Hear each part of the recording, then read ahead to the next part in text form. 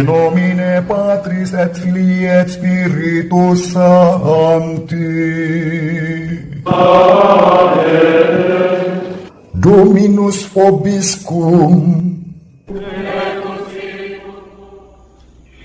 Sahabat peradaban kasih ekologis yang terkasih, selamat berjumpa dalam renungan harian bersama saya melalui channel ini. Semoga panjenengan semua selalu sehat, tetap semangat, dan yang penting adalah bahagia.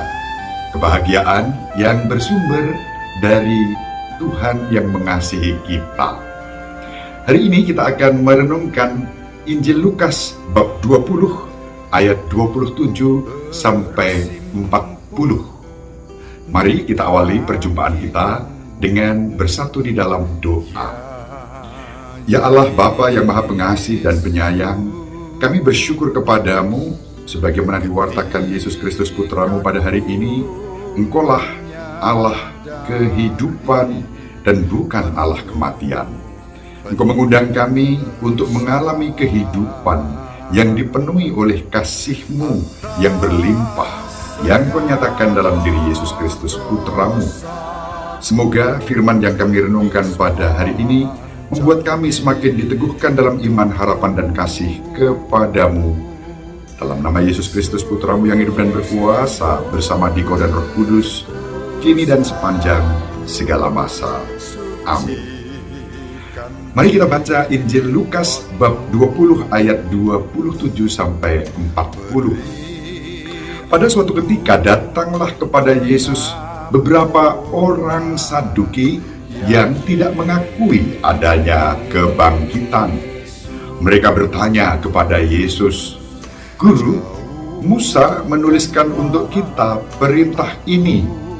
Jika seorang yang mempunyai saudara laki-laki mati meninggalkan istri tetapi tidak meninggalkan anak, maka saudaranya harus kawin dengan wanita itu dan membangkitkan keturunan bagi saudaranya. Ada 7 orang bersaudara. Yang pertama kawin dengan seorang wanita, lalu mati tanpa meninggalkan anak.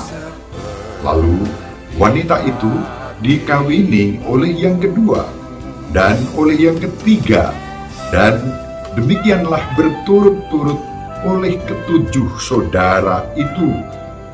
Mereka semuanya mati tanpa meninggalkan anak.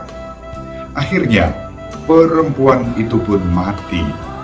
Bagaimana sekarang dengan wanita itu?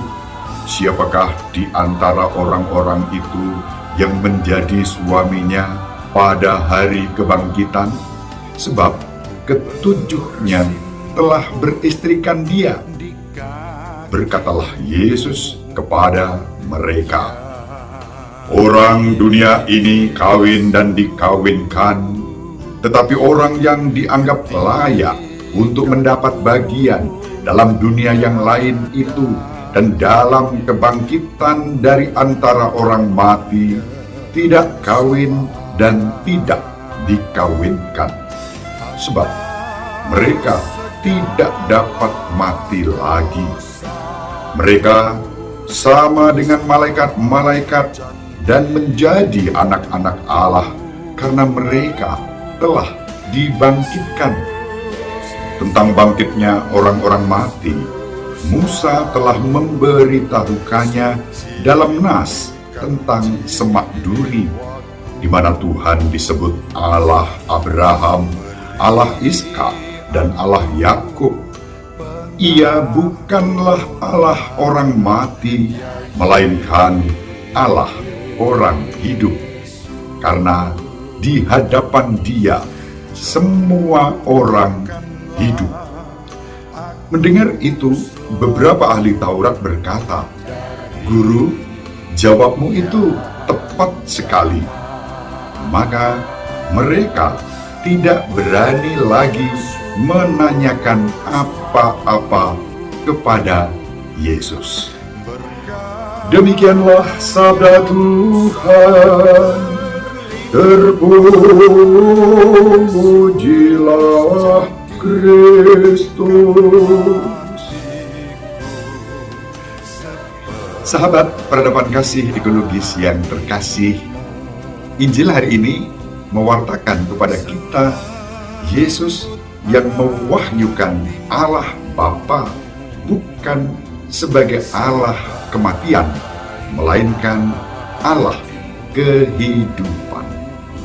Orang-orang Saduki mempunyai pemikiran yang bukan hanya keliru, tetapi fatal kesesatannya.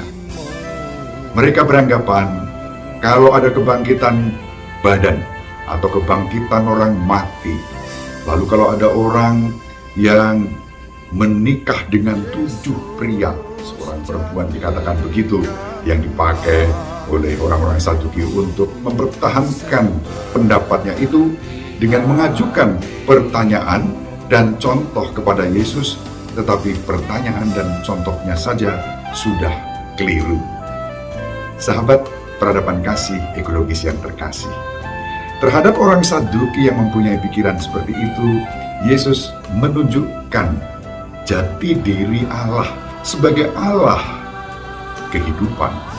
Allah kehidupan yang juga menjadi sumber kehidupan bagi semua orang. Itu yang dikatakan dalam Injil pada hari ini.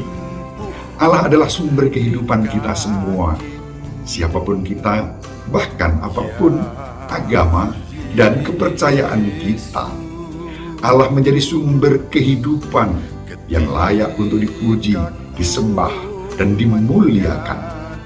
Dan yang luar biasa istimewa adalah Allah mengutus Yesus Kristus putranya untuk membela kehidupan, untuk memuliakan kehidupan kita. Meskipun harus dilewati dengan penderitaan, sengsara, bahkan kematian, namun itu bukan akhir.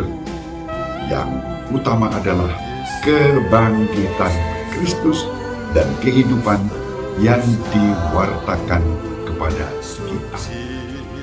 Hati Yesus menghadirkan hati Allah sebagai sumber kehidupan bagi kita semua. Oleh karena itu, mari kita saling mendoakan agar kita diberi rahmat untuk dengan penuh syukur menghargai dan membela serta merawat kehidupan ini sebagai anugerah kepada kita.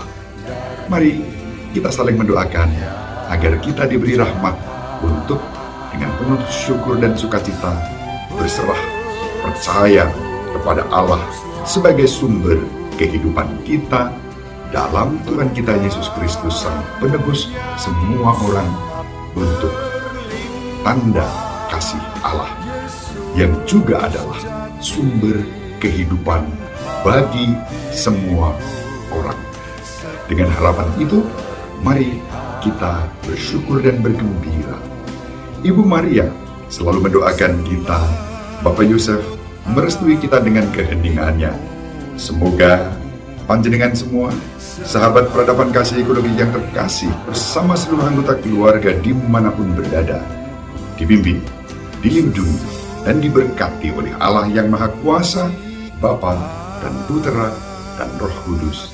Amin. Terima kasih. Salam sehat. Tetap semangat. Jangan lupa bahagia.